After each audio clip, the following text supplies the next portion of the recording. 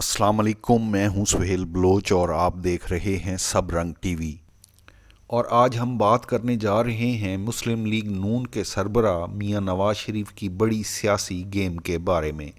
मियां नवाज शरीफ के पाकिस्तान की इस्टेब्लिशमेंट से पुराने ताल्लुकात हैं और इन ताल्लुकात में मुतअद्दिद बार उतार चढ़ाव आता रहा है, जिससे पूरा पाकिस्तान आगाह है।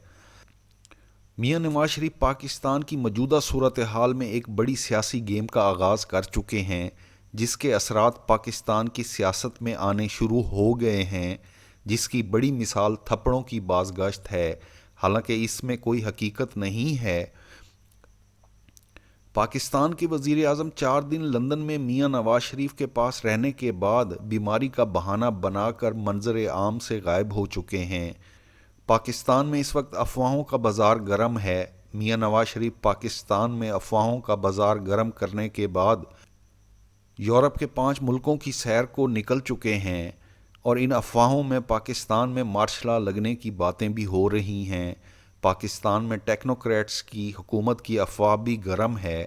मौजूदा सूरत हाल में पाकिस्तान की सियासत का महवर एक बार फिर मियां नवाज शरीफ हो गए हैं और बज़ाहिर यूं लग रहा है कि मियां नवाज शरीफ ने फ़ैसला कर लिया है कि पाकिस्तान में सिविल सुप्रीमेसी के आगाज़ का टाइम आ गया है और वो पाकिस्तान में सिविल सुप्रीमेसी की बुनियाद रखेंगे और इस पर वो बहुत तेज़ी से काम कर रहे हैं।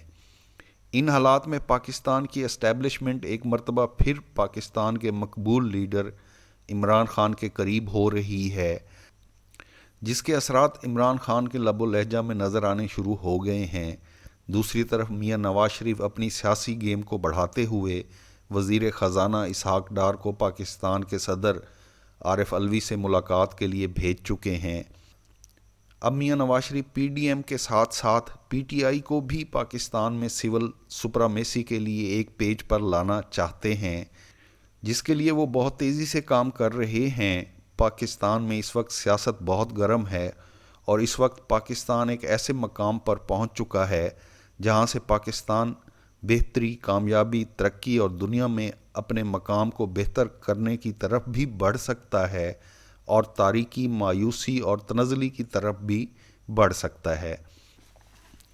नवंबर 2022 के ये आखिरी 10 दिन पाकिस्तान के मुस्तकबिल का तयन करने जा रहे हैं। ऐसे में पाकिस्तान के शहरी पाकिस्तान की सलामती और अच्छे मुस्तकबिल के लिए अपने रब से दुआ ज़रूर करें, क्योंकि गुज़श्ता 70 सालों में पाकिस्तान की जो सूरत हाल है, दुनिया में पाकिस्तान का जो मकाम है, उससे हर पाकिस्तानी समेत पूरी दुनिया आगाह है।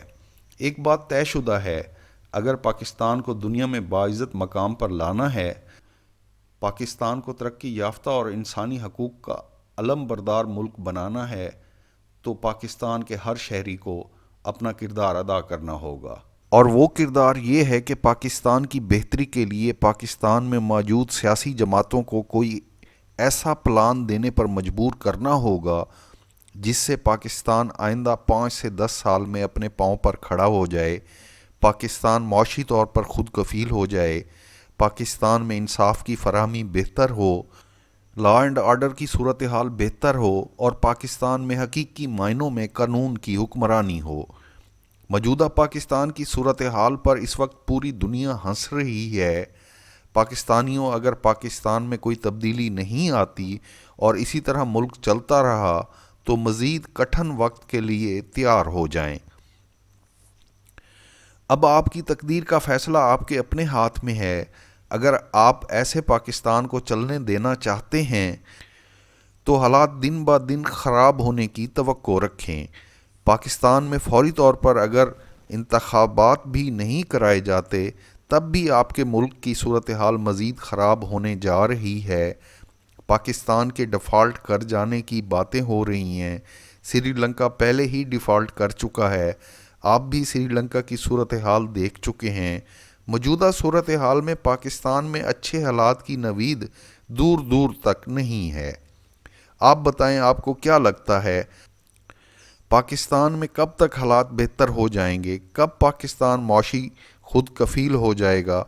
कब मुल्क में हकीकी मायनों में कानून की हुक्मरानी होगी? मेरी तरह आपके पास भी कोई जवाब नहीं है। ایسی صورتحال میں یقینی طور پر کسی اچھے پلان کی ضرورت ہے اور وہ کسی سیاسی جماعت کے پاس نہیں ہے۔